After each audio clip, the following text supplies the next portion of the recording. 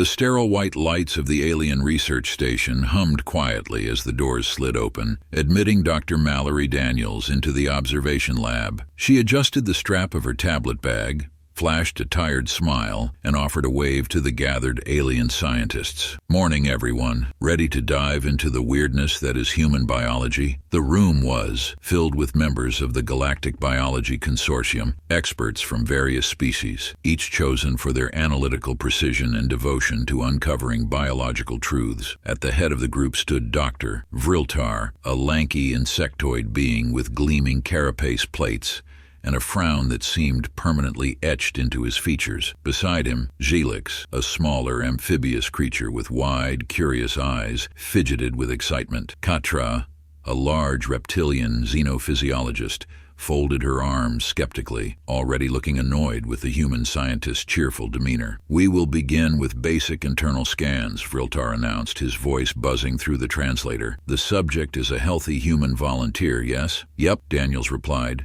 sliding her hands into her coat pockets. "Meet Javier." She gestured toward the human volunteer who sat casually on the edge of the examination table, swinging his legs with an easy smile. "Go easy on him, okay?" Vriltar's compound eyes narrowed, examining the relaxed human with visible confusion. "Does he not realize the seriousness of this procedure?" Daniels smirked. "He's used to it. Getting poked and prodded is kind of a universal experience for us." Javier gave a lazy thumbs up to confirm her statement, and the alien scientists exchanged bewildered glances. They began the initial scan, a bright light sweeping over Javier's body as streams of data filled the floating holographic interface in front of them. At first, everything seemed routine. Heartbeat, respiratory rate, and neural activity all displayed typical human baselines. But soon, anomalies began to pop up, and the scientists grew quiet as they studied the readings. "2 kidneys?" Helix croaked, blinking in confusion. "Why would they need 2? Backup system," Daniels replied with a grin. "Lose one, the other picks up the slack." Vriltar tilted his head sharply. "Is it common for humans to lose vital organs?" "Not on purpose," Daniels said, "but sometimes accidents happen. We like having options." The aliens huddled closer to the display, now fascinated. "And 2 lungs as well," Katra rumbled. "Most species require only one. Redundancy," Daniels explained. "If one fails, the other keeps you breathing. You know, just in case." Vriltar's antenna twitched with irritation. "It seems inefficient. Why not simply develop a more reliable system?" Daniels chuckled softly. "Look, efficiency isn't really the name of the game here. Think of humans as the galaxy's Swiss Army knife. Kind of messy, but we get the job done." Helix stared at the scan with growing incredulity. "There's an entire organ in here that serves no apparent function." He pointed to the projection of Javier's appendix. "Why does this still exist?" Daniel shrugged. "Good question. Evolution's got a weird sense of humor. Best guess is it used to help process cellulose or something back when we ate a lot more plants. Now it's just there. It can rupture." Javier chimed in, as if offering a fun fact. "Then we have to get it yanked out." "Your bodies keep dangerous obsolete parts inside them?" Katra hissed, appalled. "Why?" Daniels shot Javier a playful glare. "Because evolution likes surprises, and humans love a challenge." Vriltar flicked through the growing list of redundant systems in the scan, exasperation creeping into his voice. "This body operates on a series of fail-safes and backups. Why build it this way? Most species evolved toward precision. Humans didn't really get that memo," Daniels said with a grin. "We're all about adaptability. If one thing fails, we make something else work." Katra's tail twitched in irritation. "It seems as if your biology is determined to be as inconvenient as possible." Daniels crossed her arms. "Yeah, that sounds about right." The scan finished with a beep, and the alien scientists began to murmur among themselves, reviewing the data. Every new detail seemed to frustrate them further. The redundancy of human organs was illogical. The chaotic nature of human evolution baffled them, and yet somehow the species survived and thrived. "How do they function like this?" Vriltar muttered under his breath, glaring at the scan as if it had personally offended him. "We get by," Daniels replied with a shrug. "It's part of our charm." Helix tilted his head curiously. "Is that why you've thrived? Because you're built to survive failure?" "That's part of it," Daniels admitted. "Humans have a knack for figuring things out when things go sideways. That includes our biology." Katra let out a low growl, clearly frustrated by the conversation. "I do not see how this evolutionary chaos benefits your species." "Think of it this way," Daniel said, leaning casually against the examination table. "We're hard to kill because even if something breaks, something else steps in to help. And that's just the tip of the iceberg. You haven't even seen what our brains are like yet." Vriltar's antennae twitched nervously. "What exactly do you mean?" Daniel smiled mischievously. "You'll find out soon enough. Buckle up." Javier gave them another easy thumbs up as the scientists exchanged uneasy glances. The scan results were only the beginning, and none of the aliens were ready for what came next. The lab was filled with the soft hum of alien machinery as the next phase of the study began. Dr. Vriltar and the others moved with meticulous precision, connecting Javier to an array of sensors and monitors to conduct a more thorough internal scan. Gilix adjusted the neural interface, his wide, amphibious eyes focused intently on the display. Catra stood with her arms crossed, observing the human subject with an expression that conveyed skepticism, bordering on irritation. Daniels leaned against a counter, hands tucked into the pockets of her lab coat, watching the team work. She knew what was coming next. This part was always fun. As the scan deepened, it highlighted every quirk and oddity the human body possessed. The layers of redundancy baffled the alien biologists. They were accustomed to studying species that had evolved towards simplicity and efficiency, streamlined organisms where each organ had one distinct function. Humanity, on the other hand, was a biological Rube Goldberg machine, full of overlapping systems, backups, and seemingly pointless organs. "Two hemispheres of the brain," Gilix muttered, as the scan rendered a detailed model of Javier's mind, "and both capable of compensating for the other in the event of trauma. How is that even possible?" Daniels smiled. "If one side gets damaged, the other takes over. Sometimes it even rewires itself to adapt." Catra's yellow eyes narrowed. "The brain can rebuild itself?" "To an extent," Daniels replied. "It's called neuroplasticity.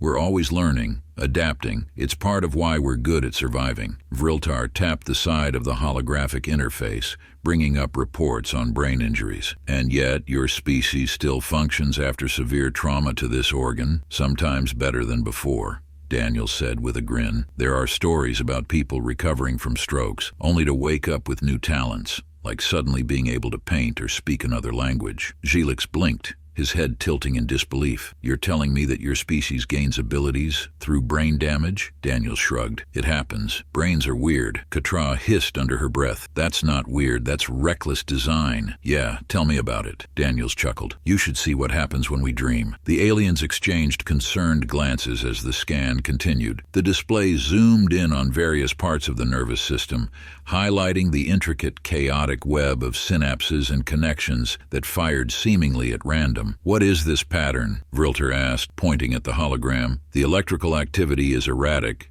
inconsistent. I see no logic to the way these neurons are firing." "That's the subconscious at work," Daniel said. "Sometimes it's figuring out problems before we're even aware of them." "So, the brain solves problems while unconscious?" Gilix asked, his voice tinged with disbelief. "Yep," Daniels confirmed. "We even do it while we sleep." Vriltar stared at her. "How can a species rely on a brain that behaves like this?" "It's not about relying on it," Daniels explained. "It's about making the most out of what we've got. Humans don't need things to be perfect to function. We just need them to be good enough." Catra let out a low, irritated growl. "This is not good design, it's chaos. And yet it works," Daniels said cheerfully. "Welcome to humanity." The aliens weren't finished with their discoveries. As they dove deeper into the nervous system, they found even more contradictions. The human brain exhibits activity in both fear and pleasure centers at the same time, Vriltar observed, frowning at the data. "How is that possible?" Daniels grinned. "That's called excitement, or anxiety. They're pretty much the same thing for us." "And this?"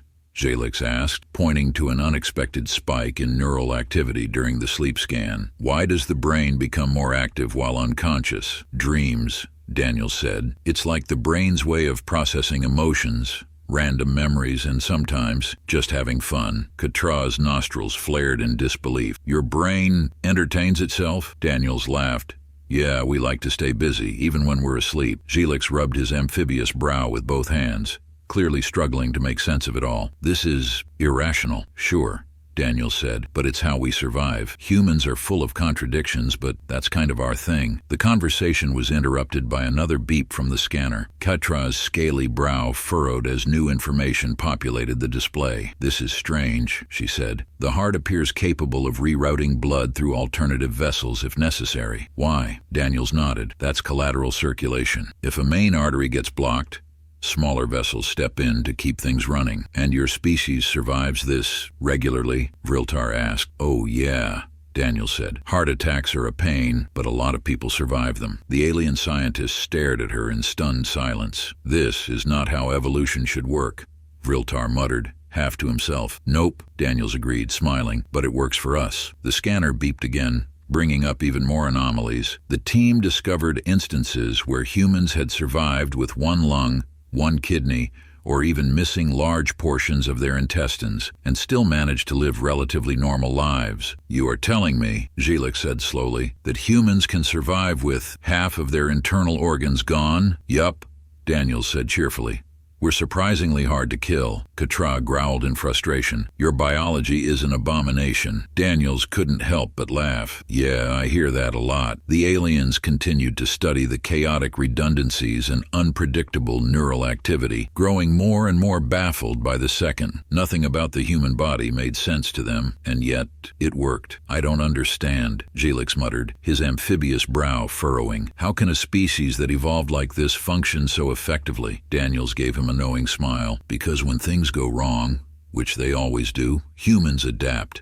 We improvise. That's how we've made it this far. Vriltar shook his head slowly. Your species should not work, but we do, Daniel said. And that's what makes us special. Katra snorted. Special? More like reckless. Daniels just grinned. Call it what you want, but trust me, you haven't even seen the weirdest parts yet. Zhelix glanced at the readings again as if hoping for something that made sense. Is every human like this? He asked, bewildered. Pretty much, Daniels replied with a shrug. We're all a little unpredictable. The aliens exchanged uneasy glances, realizing that they had barely scratched the surface of what made humans so strange and so resilient, and they still had no idea how deep the rabbit hole went. The lab buzzed with activity as the alien scientists moved on to their next area of study, the human immune system. Vriltar, Katra, and Zhelix gathered around a new series of readouts, displaying streams of data extracted from Javier's blood samples. They scanned the information in silence, at first confident that the immune system would make sense, like the neatly regulated systems of most species they had studied before. But as the data poured in, their expressions slowly twisted into one of collective disbelief. This can't be right, Zhelix whispered, his wide eyes scanning the chaotic mess of immune responses. It's attacking itself. Daniels, still seated off to the side with a cup of coffee in hand, gave a little laugh. Yeah, that's allergies for you. Allergies? Katra growled. What nonsense is this? Why would a species evolve an immune response that attacks harmless substances? Honestly, no clue, Daniels replied with a grin. Our immune system gets bored, I guess. Vriltar leaned closer to the data, antennae twitching nervously. You mean to say your immune system fights things it shouldn't? Daniels nodded. Yep, pollen, pet dander, dust.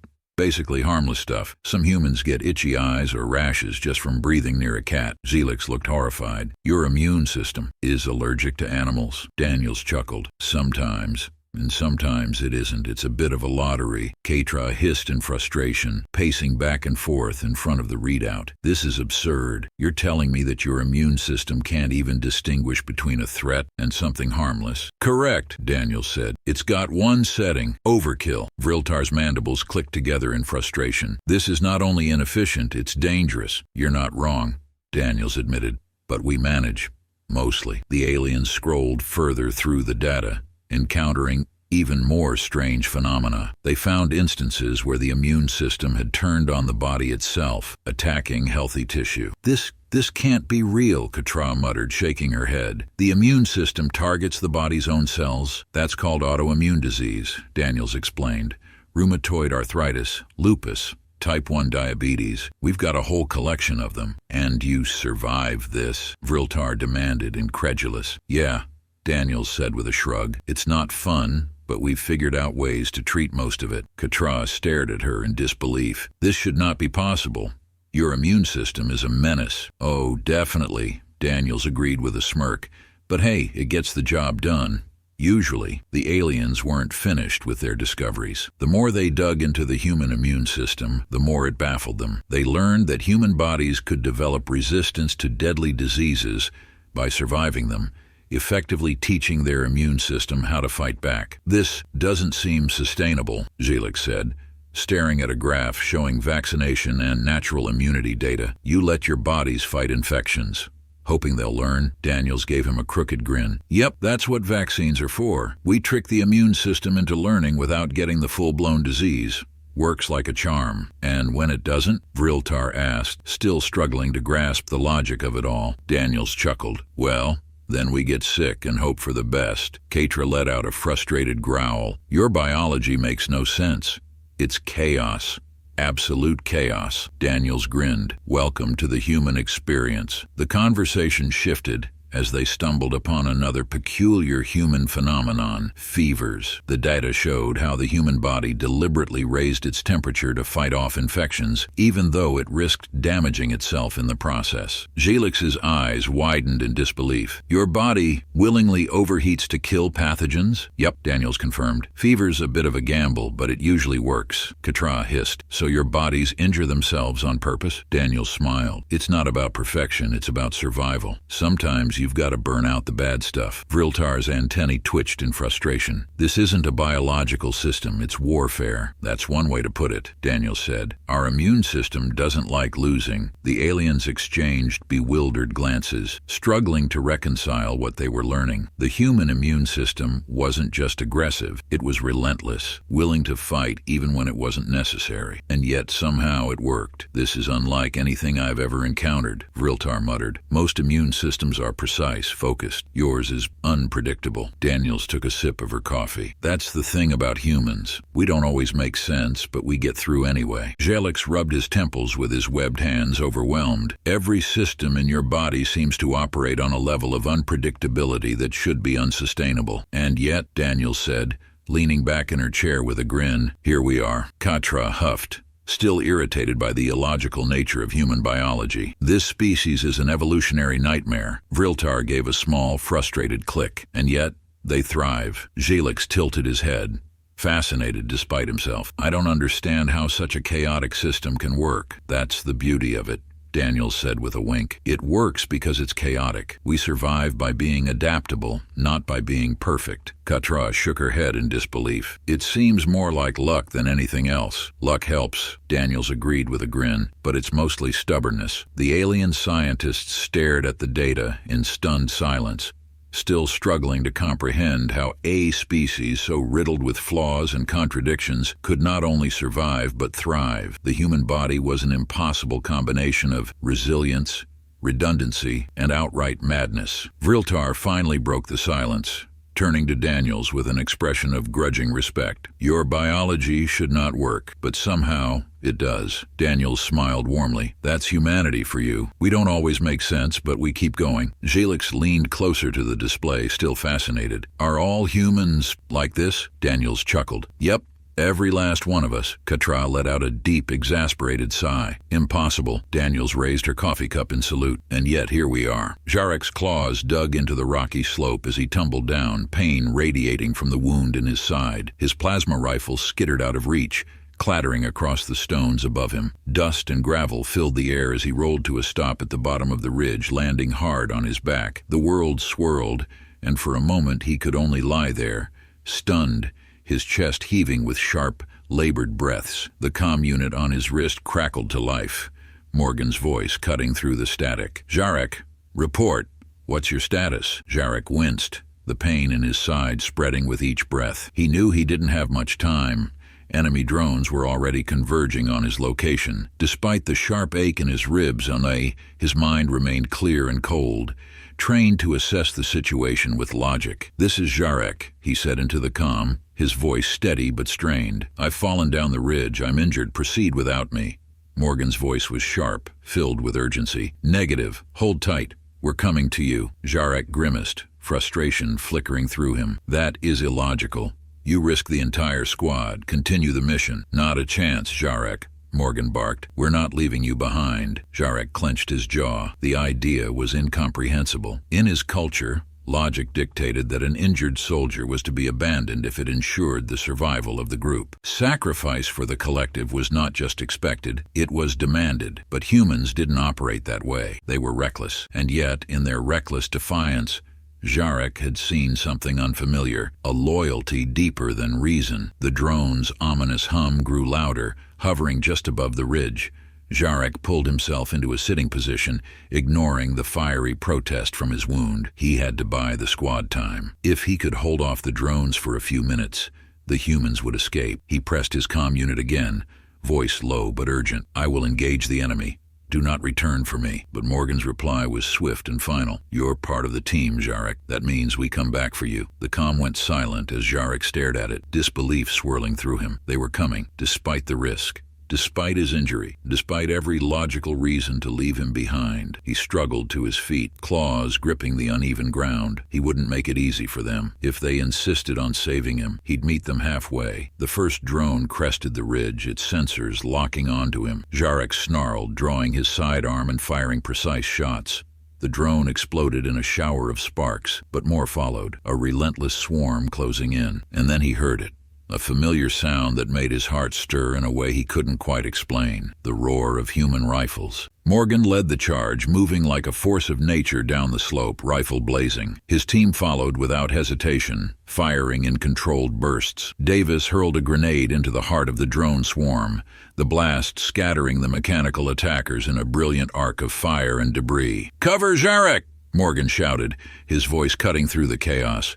"Patel, Davis, on me! Push forward!" At the bottom of the slope, Jarek stood his ground, plasma pistol glowing in his hand. The humans moved with a fierce, reckless determination, each one fighting not just for survival, but for him. Davis reached him first, grinning through the dust. "Misses, big guy?" Jarek exhaled through his nose, fighting back the strange warmth building in his chest. "You should not have come." Morgan skidded to a stop beside him, slapping a fresh clip into his rifle. "Yeah, well, lucky for you. We don't listen to good advice." The drones regrouped, their metallic hum filling the canyon. Patel fired off a burst, taking down 2 more as they advanced. "We need to move, Captain.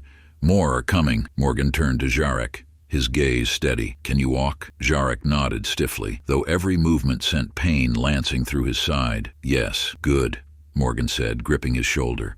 "Because we're not leaving without you." The squad moved as a unit, fighting their way through the canyon with Jarek in tow. Morgan stayed close, his rifle never quiet, while Davis and Patel provided cover, picking off drones with well-placed shots. Jarek's injuries slowed him, but he refused to falter. If they were willing to risk everything to save him, he wouldn't let them down. The extraction ship appeared on the horizon, its engines roaring as the ramp began to lower. Their ticket to safety was within reach. If they could hold out a little longer. Jarek stumbled but caught himself. He would make it. He had to. And then Reyes went down. The soldier cried out as a blast from a drone hit him square in the leg, sending him sprawling across the rocky ground. Jarek didn't hesitate. In one fluid motion, he slung Reyes over his shoulder, ignoring the sharp protest from his own injury. "Go!" Jarek shouted to the others, adjusting Reyes's weight. "I will carry him." Morgan turned, his expression filled with grim determination. "We've got your back. Move." The squad sprinted toward the extraction ship,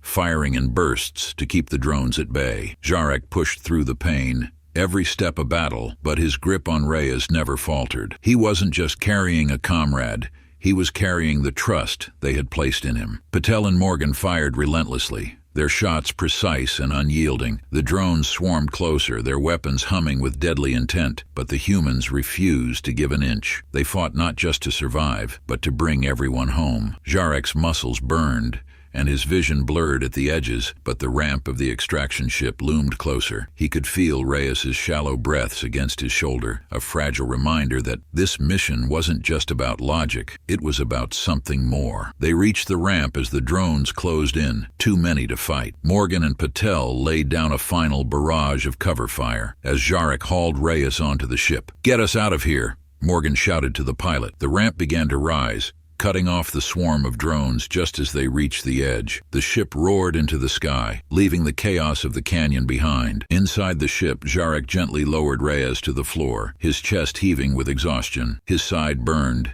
His body ached, but they were alive, all of them. Morgan knelt beside Reyes, checking his pulse. "He's gonna be fine," the captain muttered, relief washing over his face. Then he glanced up at Jarek, a small grin tugging at the corner of his mouth. "And so are you." Jarek sat back, his mind reeling from the events of the past hour. He had been ready to die, prepared to sacrifice himself for the mission. But the humans, they had refused. They had fought for him, carried him when he couldn't carry himself. And now, here they all were, together. Patel plopped down beside him with a tired smile. "Not bad, Jarek. You're getting the hang of this teamwork thing." Jarek tilted his head, the weight of the moment pressing against him in a way he couldn't fully understand. This wasn't just survival. This was something else, something deeper. Morgan clapped a hand on his shoulder. "Told you, didn't I? No one gets left behind." Jarek stared at him, the words sinking into his mind like an anchor. Slowly, he gave a small, careful nod. "No one," he whispered, and for the first time in his life, he understood what it meant to belong. The extraction ship's engines roared as it shot through the atmosphere, leaving the chaos of the canyon far behind. Inside the cabin, the squad slumped into the seats, exhaustion catching up with them all at once. The air was heavy with the shared weight of survival, the kind of silence that only comes after pulling off the impossible. Jarek sat against the wall, his side throbbing with pain, but his mind was too restless to focus on his injuries. Across from him, Reyes lay on a cot, his breathing steady and even. Morgan gave a satisfied nod after checking Reyes's vitals,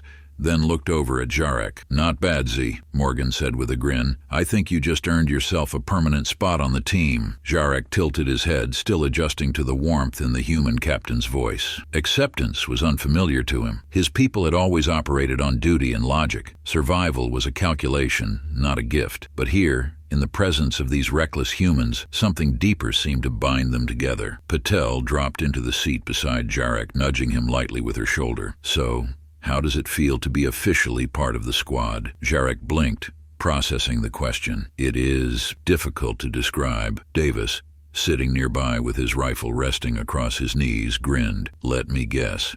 You didn't think we'd come for you." Jarek hesitated before answering. "I believed it was illogical. Risking the mission to retrieve me was unnecessary." Morgan chuckled from across the cabin. "We don't do necessary around here, Jarek. We do what's right." Jarek's gaze dropped to the floor as the words sank in. What's right? That was the difference. Humans didn't just calculate survival. They fought for each other even when it defied logic. "I did not expect you to return," Jarek admitted quietly. Patel gave him a friendly grin. "Yeah, well, get used to it, big guy.